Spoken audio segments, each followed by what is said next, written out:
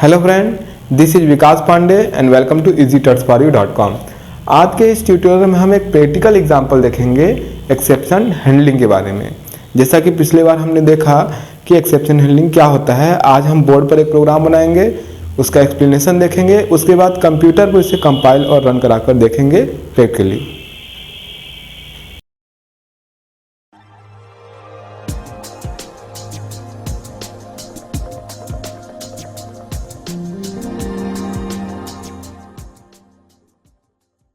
Start करते हैं। एक छोटा सा मैं प्रोग्राम बनाऊंगा। सबसे पहले हम यहाँ पर एक प्रोग्राम बनाएंगे जिसमें एक्सेप्शन आ सकता है या जिसमें एक्सेप्शन आएगा। उसके बाद हम एक्सेप्शन हैंडलिंग जो मैकेनिज्म है उसका उस प्रोग्राम में यूज़ करेंगे। तो स्टार्ट करते हैं। रिटर्न 0 और यहाँ पर ये मेन फंक्शन क्लोज। तो ये बहुत ही सिंपल सा एक छोटा सा प्रोग्राम है। यहाँ पर हम देखेंगे कि सबसे पहले मैंने स्टार्ट किया हेडर फाइल से istream.h conio.h और इंट मेन फंक्शन के अंदर हमने दो वेरिएबल बनाए हैं a और b, जिसको यूज़र से एंटर कराने के लिए जिसकी वैल्यूज़ हमने मैसेज दिया है enter values of a and b, और अगला स्टेटमेंट है सी इन a एंड b। तो हमने यहाँ पर यूज़र से a और b की वैल्यू ली है। अगला स्टेटमेंट आप देखेंगे एक वेरिएबल हमने बनाया है x इज इक्वल, और यहाँ पे कैलकुलेशन इस तरीके से लिखा है a divided by a minus b, और यहाँ पर हमने उसकी वैल्यू जो कि x की वैल्यू यहाँ पर आएगी इस कैलकुलेशन के बाद वो स्क्रीन पर डिस्प्ले करा दी है। इस छोटे से प्रोग्राम में हमको ये देखना है कि यूज़र a और b के लिए जो वैल्यू एंटर करता है उसके अकॉर्डिंग इस लाइन पर यहाँ पर एक्सेप्शन आने की संभावना है, जो कि हर बार तो नहीं आएगा, लेकिन अगर पर्टिकुलर उस टाइप की वैल्यू एंटर करता है यूज़र तो वहाँ पर एक्सेप्शन आ सकता है। एक बार इसको लॉजिकली रन करके देखेंगे कि किस टाइप की एक्सेप्शन यहाँ पर आ सकता है, फिर इसको हम हैंडल करेंगे। ट्राई और कैच ब्लॉक यहाँ पर यूज़ करेंगे। यहाँ पर देखेंगे अगर एज्यूम करते हैं a और b की वैल्यू यूज़र द्वारा एंटर की गई है और इस तरीके से वैल्यू है a इज इक्वल 20 और b इज इक्वल 10। अगर यूज़र द्वारा ये एंटर किया गया तो यहाँ पे जो आंसर होगा या x की वैल्यू होगी वो होगी x इज इक्वल a, यहाँ पर 20 है, और यहाँ पर देखिए a माइनस b, तो a है 20 माइनस b यानी 10। तो ये इस तरीके से कैलकुलेट होगा। सबसे पहले जो ब्रैकेट्स के अंदर लिखा हुआ है ये कैलकुलेट होगा, तो ये हो जाएगा 20 डिवाइडेड बाय 10, और यहाँ पर जो x की वैल्यू होगी वो होगी 2। तो यहाँ पर x की वैल्यू यहाँ पर डिस्प्ले हो जाएगी। तो ये तो एज्यूम करते हैं अगर इस तरीके की वैल्यू एंटर करते हैं तब। एक सिचुएशन और देखते हैं, अगर x की जो a और b की जो वैल्यू है जो कि यूज़र द्वारा एंटर करानी है, यूज़र अगर किसी समय a और b की वैल्यू एक जैसी एंट्री कर देता है, मतलब अगर इस तरीके से एंट्री करता है a इज इक्वल भी 10 और b इज इक्वल भी 10, तो फिर जो x का आंसर होगा वो क्या होगा या प्रोग्राम पे क्या इफेक्ट पड़ेगा वो देखते हैं।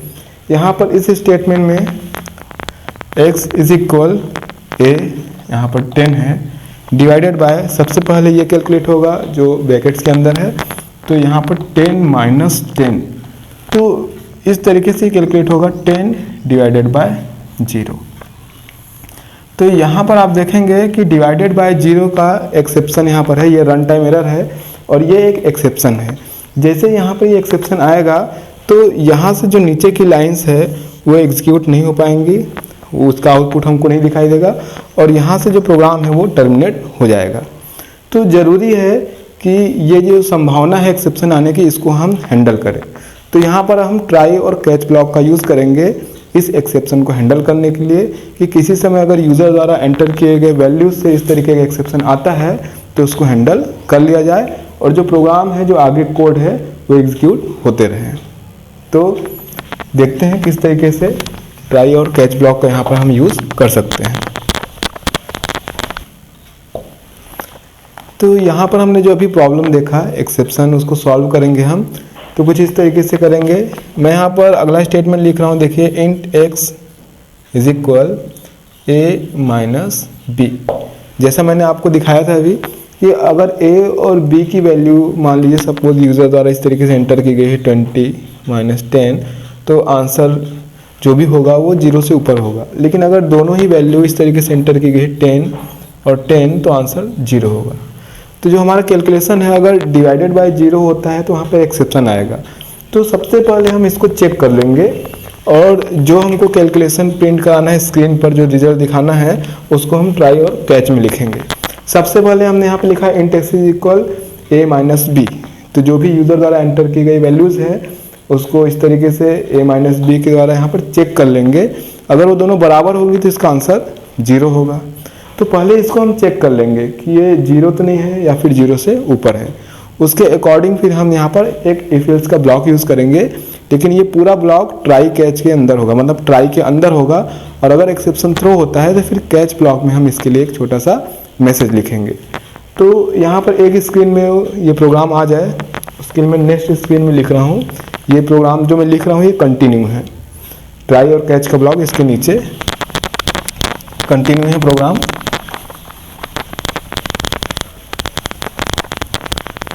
अब कुछ इस तरीके से लिखेंगे स्टेटमेंट को ट्राई और कैच में। ट्राई यहाँ पर सिंपल मैं इफ एल्स का स्टेटमेंट यूज़ करने वाला हूँ। इफ एल्स यहाँ पर इफ चेक करेंगे, ऊपर मैंने जो लिखा हुआ है x is equal a minus B, इससे जो भी रिजल्ट आएगा उसको हम यहाँ पर चेक करेंगे। तो इफ स्टेटमेंट कुछ इस तरीके से यूज़ करेंगे। इफ x नॉट इक्वल 0, अगर जो x की वैल्यू है 0 नहीं होती है तभी इसके अंदर जो लिखा हुआ स्टेटमेंट है वो एग्जीक्यूट होगा।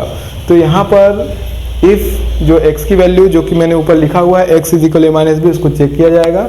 और उसके बाद यहाँ पर अगर वो 0 नहीं होता है, मतलब जो वैल्यूज़ है वो एंटर की गई यूज़र द्वारा, वो अगर 0 पर्टिकुलर 0 को चेक किया जा रहा है क्योंकि उससे एक्सेप्शन यहाँ पे जनरेट होगा नहीं होता है, तब ये स्टेटमेंट एग्जीक्यूट होगा। सी आउट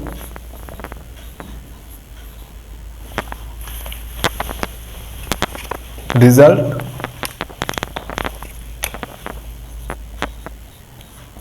और इज इक्वल, यहाँ पर रिजल्ट में जो डिस्प्ले होगी वो कैलकुलेशन जो हमने यूज़ किया था पिछली बार हमने स्क्रीन में देखा था। तो यहाँ पर इस तरीके से यूज़ करेंगे a divided by a minus B, और ये क्लोज और यहाँ पर ये क्लोज। हम इसको चाहे तो पूरा एक ब्रैकेट्स में बंद कर सकते हैं इस तरीके से, और यहाँ पर क्लोज। तो यहाँ पर अगर x की वैल्यू 0 नहीं होती है तब ये कैलकुलेशन होगा a divided by a minus B, ये कैलकुलेशन होगा और जो भी इसका रिजल्ट होगा वो स्क्रीन पर यहाँ पर दिखाई देगा। आगे बढ़ते हैं। एल्स, अगर x की वैल्यू 0 नहीं होता है तब ये एल्स पार्ट में आ जाएगा और यहाँ पर थ्रो कीवर्ड का यूज़ करेंगे हम एक्सेप्शन को थ्रो करने के लिए। थ्रो, और जो x की वैल्यू है जो कि 0 है उसको हम यहाँ से थ्रो करेंगे x, और यहाँ पर ये एल्स क्लोज हो गया और यहाँ पे क्लोज हो गया ये ट्राई ब्लॉक। इसके बाद जो कैच ब्लॉक है जस्ट इसके बाद में लिखूंगा, पहले इसको समझ लेते हैं। x की वैल्यू चेक की जाएगी, अगर वैल्यू 0 नहीं है तब ये रिजल्ट डिस्प्ले होगा, जो कैलकुलेशन है यहाँ पर ये एग्जीक्यूट होगा ये स्टेटमेंट और यहाँ पर उसका रिजल्ट आएगा। लेकिन अगर x की वैल्यू 0 है तो डिवाइडेड बाय 0 का एक्सेप्शन जनरेट हो सकता है, इसलिए वो एल्स पार्ट में आएगा और थ्रो करेगा यहाँ से x की वैल्यू। तो यहाँ से ये एक्सेप्शन यहाँ से थ्रो हो जाएगा। अब इसके जस्ट बाद हम कैच ब्लॉक रखेंगे, मतलब यहाँ से एक्सेप्शन जो थ्रो होगा वहाँ पर कैच होगा। यहाँ पर इंटीजर टाइप की देखिए वैल्यू हम यहाँ पे थ्रो हो रही है, तो वहाँ पर हम कैच ब्लॉक में आर्गुमेंट में इंटीजर टाइप का एक वहाँ वेरिएबल बनाएंगे और उसके बाद जो कैच ब्लॉक है वहाँ पर हम अपना मैसेज डिस्प्ले करा सकते हैं। तो कंटिन्यू है कोड, इसके जस्ट बाद हम कैच ब्लॉक लिखेंगे। कैच ब्लॉक कुछ इस तरीके से होगा, कैच और वहाँ से x जो है इंटीजर थ्रो हो रहा है तो यहाँ पर मैंने एक वेरिएबल बनाया i, यहाँ पर वो कैच होगा। उसके बाद जो भी मैसेज हम स्क्रीन पे डिस्प्ले कराना चाहते हैं इस टाइप के एक्सेप्शन आने पर हम यहाँ पर कैच के अंदर लिखेंगे, या जो भी एक्शन लेना चाहते हैं वो स्टेटमेंट यहाँ पर होगा। तो सी आउट, मैं यहाँ पर एक मैसेज डिस्प्ले कराऊंगा स्क्रीन पर, x/n डिवीज़न बाय 0, ये मैं स्क्रीन पर एक मैसेज डिस्प्ले कराऊंगा और यहाँ पर कैच ब्लॉक क्लोज। इसके बाद आगे भी स्टेटमेंट हो सकते हैं जो कि एक्सेप्शन हैंडल होने के बाद एग्जीक्यूट होंगे। तो यहाँ पे आप कोई लाइंस लिखेंगे तो एक्सेप्शन हैंडल होने के बाद वो भी एग्जीक्यूट होंगे। मैं यहाँ पे प्रोग्राम क्लोज कर रहा हूँ, गेट ch और रिटर्न 0, और इस तरीके से ये मेन फंक्शन क्लोज। तो जब आप इसको एग्जीक्यूट कराएंगे प्रोग्राम, तो जो इसका आउटपुट होगा, अगर हम इस तरीके से वैल्यू डाल रहे हैं कि डिवाइडेड बाय 0 का एक्सेप्शन नहीं जनरेट हो रहा है, तो वो एग्जीक्यूट होगा और हमको रिजल्ट मिलेगा। लेकिन अगर हम इस तरीके की वैल्यू डाल रहे हैं जिसके कारण डिवाइडेड बाय 0 का एक्सेप्शन यहाँ पर आएगा, तो वो ट्राई ब्लॉक में जो हमने स्टेटमेंट लिखा है वहाँ से थ्रो होगा वो एक्सेप्शन। उसके बाद कैच में यहाँ कैच होगा, और हमारे द्वारा जो मैसेज दिया गया है डिवीजन बाय 0 वो स्क्रीन पे डिस्प्ले होगा। तो इसका फ़ायदा ये है कि अगर ये एक्सेप्शन कैच हो जाता है तो बाकी की जो रिमेनिंग कोड्स हैं प्रोग्राम के, जो रिमेनिंग स्टेटमेंट्स हैं वो एग्जीक्यूट होंगे, प्रोग्राम यहाँ पर टर्मिनेट नहीं होगा। तो आप इसको प्रैक्टिकली यहाँ पर और भी लाइंस यहाँ पर लिख के देख सकते हैं। अब इसको एक बार हम प्रैक्टिकली कंप्यूटर पर एग्जीक्यूट करा के देखेंगे किस तरीके से इसे हम कंपाइल और रन कर सकते हैं कंप्यूटर पर।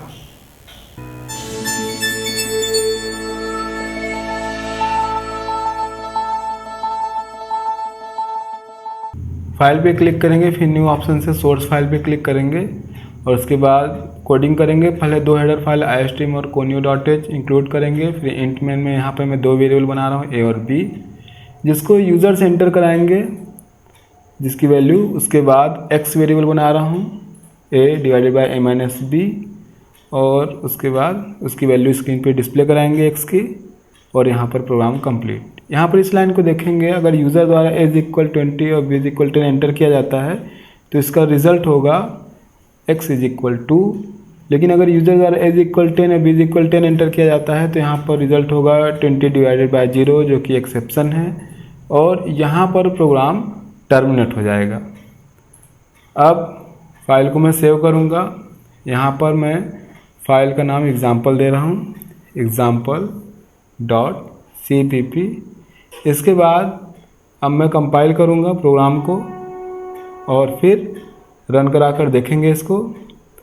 यहाँ पर जैसा मैंने अभी एग्जांपल में समझाया था बिल्कुल वैसे ही वैल्यू एंटर करते हैं। 20 और 10 एंटर करने पर x = 2, यहाँ पर ये आंसर है। दोबारा रन करेंगे और a = 10 और b = 10 एंटर करेंगे तो यहाँ पर ये एक्सेप्शन आएगा और प्रोग्राम टर्मिनेट हो जाएगा। दोबारा कोड में जाते हैं। यहाँ पर मैं ट्राई और कैच का ब्लॉक यूज़ करूँगा। मॉडिफाई करते हैं कोड को। यहाँ पे इस लाइन को ध्यान देंगे, यहाँ a-b चेक करेंगे कि वैल्यू कहीं इसकी 0 तो नहीं है। ट्राई ब्लॉक में मैं ये चेक करेंगे कि x की अगर वैल्यू 0 नहीं है तभी ये स्टेटमेंट एग्जीक्यूट होगा, और यहाँ पर a डिवाइडेड बाय a-b लिख रहा हूँ, आप a डिवाइडेड बाय x भी लिख सकते हैं। एल्स ब्लॉक में फिर थ्रो करेंगे x की वैल्यू, और उसके बाद कैच ब्लॉक में मैं चूँकि x इंटीजर है इंट i यूज़ करेंगे, और उसके बाद एक मैसेज डिस्प्ले करा रहा हूँ स्क्रीन पर, और उसके बाद नेक्स्ट स्टेटमेंट होगा। यहाँ पर जब थ्रो ये लाइन एग्जीक्यूट होगा तो यहाँ से थ्रो होगा x और कैच में यहाँ पर मैच करेगा, फिर कैच हो जाएगा और आगे की लाइन एग्जीक्यूट होंगी कंटिन्यू। अब प्रोग्राम को कंपाइल करेंगे और उसके बाद फिर रन करा के देखेंगे कि पिछली बार से इसका आउटपुट किस तरीके से अलग है। पिछली बार की तरह ही हम नॉर्मल जो पिछली बार हमने जो वैल्यू एंटर की थी करेंगे तो एग्जीक्यूट हो रहा है प्रोग्राम सक्सेसफुली। लेकिन पिछली बार हमने जब a और b की वैल्यू 10 और 10 एंटर की थी तो एक्सेप्शन आया था। इस बार हमने उसको हैंडल किया है तो प्रोग्राम सक्सेसफुली रन होगा। यहाँ डिवीज़न बाय 0 जो आ रहा है मैसेज, वो कैच ब्लॉक में हमने मैसेज लिखा है और बाकी स्टेटमेंट कंटिन्यू है। तो आज हमने एक्सेप्शन हैंडलिंग को एक प्रैक्टिकल एग्जांपल द्वारा समझा। आगे इसी तरीके से हम और भी प्रोग्राम देखेंगे। तब तक के लिए आप हमारी वेबसाइट easytutsforyou.com पे लॉगिन कर सकते हैं। तब तक के लिए बाय।